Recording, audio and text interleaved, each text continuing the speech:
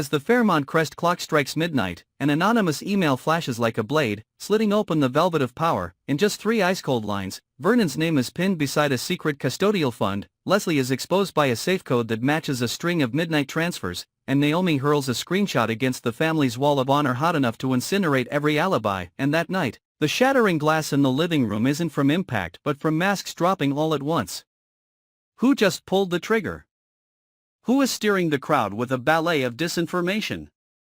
And most of all, when the truth explodes like a flare, who gets burned first? If you want to catch every board-flipping move, every unearthed secret, and the moral verdict about to be handed down under the spotlight, hit follow on our channel so you don't miss a single heartbeat.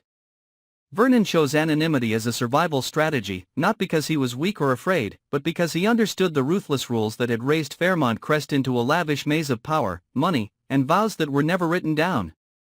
He stepped out of everyone's line of sight, withdrew himself from the framed photographs lining the halls, turned phone calls into strings of untraceable numbers, turned appointments into blind spots in a schedule that had always been tightly controlled by his secretary. Anonymity, for Vernon, was a kind of armor. But it was also a quiet prison where he was forced to hear the rumble of doubts he used to crush without mercy. Inside that darkness, he sifted documents, checked money trails, traced every relationship that once looked harmless between donors and charitable projects, rebuilding a picture he himself didn't want to believe. Allies he once called friends began demanding the strongest share. Projects that had seemed solid suddenly emitted the noise of cracking. He hid everything because the pride of a patriarch would not allow anyone to witness his hesitation. But the longer he stayed anonymous, the more his anger accumulated, compressed like pressure waiting for a spark, aimed not only at others but also at himself for accepting so many shabby compromises in exchange for peace. He wondered if there was any part of his retreat into the shadows meant to prove he still held power, or if it was only a way to postpone the moment judgment would fall, when every page signed in a backroom would become the definition of betrayal. In the long nights of exhaustion, he thought of Anita and the look that would freeze every excuse, thought of children who once admired him as an unmoving mountain, and then thought of Leslie, the woman he treated as a living experiment of loyalty in a world where the boundary between trust and use no longer existed. He knew Leslie was sharp, knew she could read the broken lines in a contract before the ink dried, but he never guessed he had pushed her to a brink where her calculations would stop serving the family and begin serving a different, harsher, colder, less forgiving version of self-defense. Just as Vernon blurred his footprints, Eva arrived like a shifting flare, pouring into Leslie's ear updates that were no hallway whispers but a compass needle pointing straight at the vortex center, where the money path led to a name Leslie had tried to separate from suspicion. The files Eva delivered carried the scent of calculation, old invoices matching closed-door meeting schedules, scattered emails suddenly cohering into structure, small transfers breaking apart into a single chain as if someone had been watching from above all along and had just decided to draw the connecting lines. Leslie read each page like being forced to stare into a mirror she knew would return her own shape in moments she wished to forget.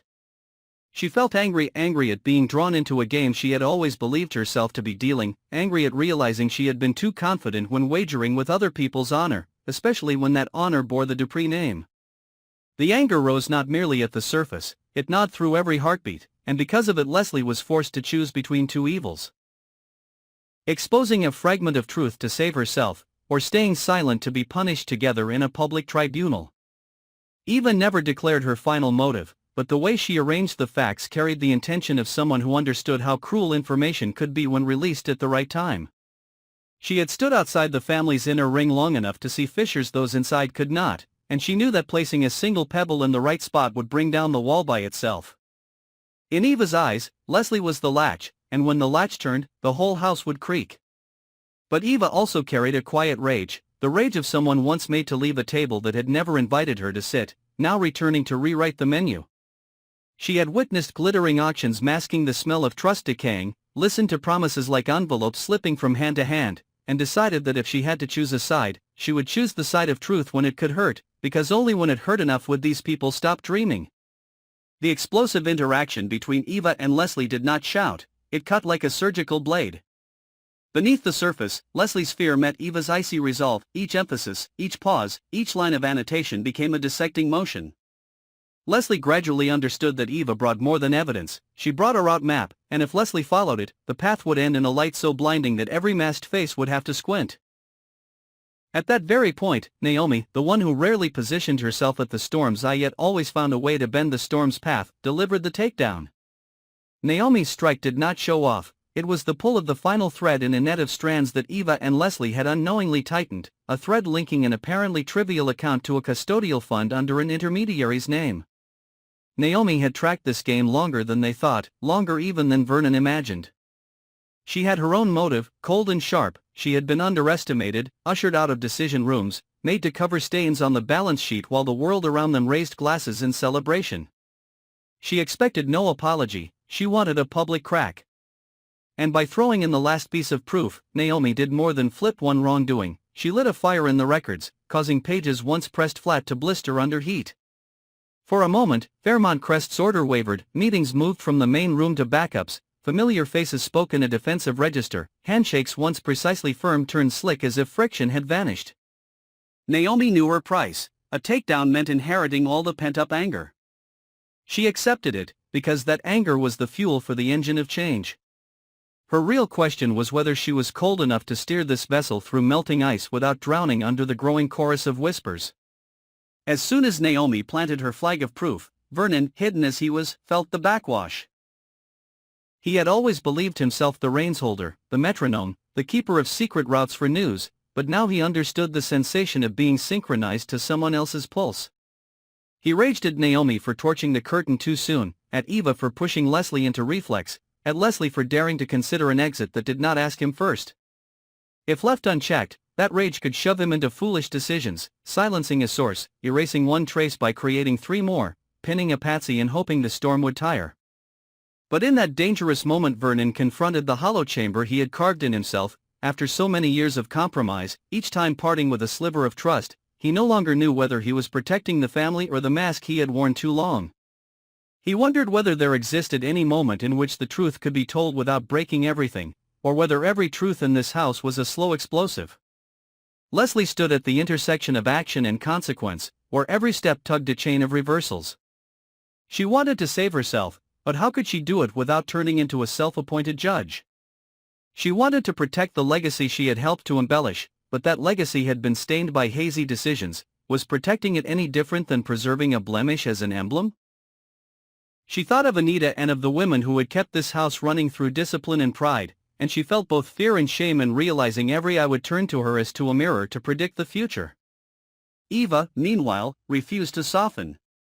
She knew a moment of pity would shatter the broad view she had fought hard to gain. And yet even she felt a tremor watching Leslie's hand shake over a signature that could bind her to a chain of accusations. Eva was not a saint, nor was she numb, she simply believed the incision had to be deep enough for all the pus to drain. But the pus was not only from old wounds, it began to ooze from fresh cuts of her own making. So did the ends justify the means when the means turned people into someone else? After the takedown, Naomi became the target of a contrary wind. Anonymous messages flared online, spliced tales of her past, venomous questions about her motives fell like hail. She swallowed it all because she knew Fairmont Crest never allowed anyone to overturn the table without a price. She recorded every detail of the counterattack like a lawyer archiving evidence for a future trial. Deep down, Naomi wanted a new order, but would that new order have a place for her?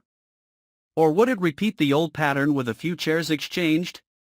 Deeper than the visible conflict lay questions no one wished to touch. If the truth is released in pieces, is it still truth or only a staged show? If justice is purchased by choosing sacrificial victims, can justice be trusted? If Vernon confesses a part to save the rest, is that repentance or survival technique? If Leslie goes public and withholds a few lines, is that courage or calculation? If Eva tells everything, she will be expelled from the room again. If she speaks halfway, she becomes like those she despises, so where is the middle path? And Naomi, who used evidence like a blade, was she ready to stem the bleeding when the house began to hemorrhage nonstop? Anger spread through the rooms like an invisible current, waking memories everyone had hidden beneath expensive rugs. Anger at being belittled, anger at being betrayed, anger at watching standards bend conveniently, anger at recognizing that they too had once helped bend them. From that rage, hard decisions began to seal themselves. Vernon had to weigh showing up to accept responsibility and peel back an entire ecosystem of interests or continuing to direct from the shadows, knowing that hiding would turn him into a convenient villain for everyone to blame. Leslie had to choose between unlocking the archive and revealing a dark section with her name in it, or keeping it shut to save herself and live with the feeling of dirty hands. Eva had to decide whether to hand everything to outside authorities and accept that the only bridge to long-term change would collapse, or keep gaming the choreography, persuading each self-proclaimed strongman to sign a confession. Naomi had to choose whether to step out as the spokesperson for a total cleanse, which would make her a lifelong target, or retreat after a precise strike to preserve the remainder of her life. Every option smelled of sacrifice, loss, sleepless nights and mornings where no one dared look straight into a mirror. But once conflict starts its own fire, there is no room for the old compromises. It demands people become what they once feared, the authors of sentences that cannot be reversed, even while knowing those sentences will lock the door behind them. The question vibrating against the walls of Fairmont Crest is who will accept being the most hated to yank the brake on a train rushing downhill? Who will choose to speak the words that strip their own mask? Who will take the role of public villain to keep the legacy from burning?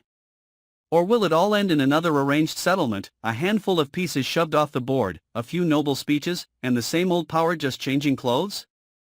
As the sun set, the column's shadows stretched like claw marks across the marble floor. Vernon remained in the gray zone, his anger altering shape into a stubborn determination. Leslie sat before the safe, her finger resting on the final digit, her stomach twisting at the knowledge that opening this door would begin another life. Eva stood before a wall bristling with pinned notes, wondering whether it was time to unspool threads or tie a tighter knot. Naomi looked at the piece of evidence already used, knowing the next blow, if it fell, would leave no retreat. Somewhere else, those who believed themselves untouched were gathering scraps of story, preparing to turn the gale of truth into a storm of rumor. Will they have the courage to go to the end, or is anger only decorative flame for an old ritual? Will another takedown come from the most unsuspected hand, flipping the entire board? Or will the prolonged silence become the sharpest knife, forcing each of them into a final choice, confess to win a different kind of freedom, or keep quiet to wear chains with no name?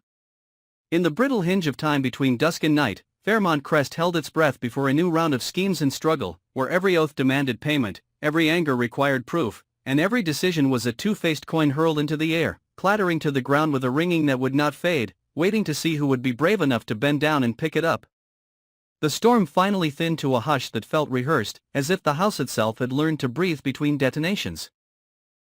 Security lights carved clean edges across the marble, exposing footprints that didn't match the schedule and a faint smear on the banister that might have been dust, might have been ash.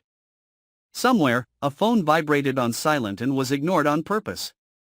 Vernon's absence pressed against the walls like negative space, a silhouette of power without a body, while the paper trail Naomi ignited continued to glow beneath the floorboards, heat traveling along joists no one had inspected in years. Leslie sat with the weight of a key she had not yet turned, the final digit of a code living at the back of her throat like a swallowed secret. Above her, portraits of benefactors watched with painted patience, as if waiting to see whether legacy was a shield or a sentence. From the gardens came the clean, clipped rhythm of sprinklers pretending everything could be rinsed. Inside, the servers purred, and in their hum lay the shape of a decision not yet taken. Eva's board of red string and stapled memos stood intact, a geometry of accusation that could be rearranged with a single removed tack. She knew that truth, once set free, did not always choose the most deserving target, it spread according to the architecture of fear. Naomi reviewed the backlash like a ledger, tallying rumors, tracing their authorship, confronting the old arithmetic of who paid and who collected whenever the house performed its ritual of cleansing without confessing. Dawn leaned its pale shoulder against the windows, not yet entering. There would be statements crafted to sound like contrition, committees formed to resemble accountability, and private settlements folded like napkins after a banquet. There might be a new patriarch made of softer words and smoother crimes, or a matriarch whose steel finally showed. Or perhaps there would be no coronation at all, only a vacancy large enough for ambition to colonize, an echo chamber where silence did the talking and timing did the killing. On a side table, the anonymous email sat open on a forgotten tablet, cursor blinking at the end of an unfinished sentence that wasn't part of the original leak. A draft? A confession? A trap dressed as mercy? The elevator slid to the ground floor and paused, undecided. Footsteps approached, unhurried, confident, unafraid of cameras now pointed everywhere. If a hand reached for the safe, would it turn gently or break the dial? If a voice finally claimed authorship of the night, would the house accept it or spit it out like a foreign body? The first bird called from the hedges, and the answer, for the moment, belonged to whoever dared to step into the light without flinching.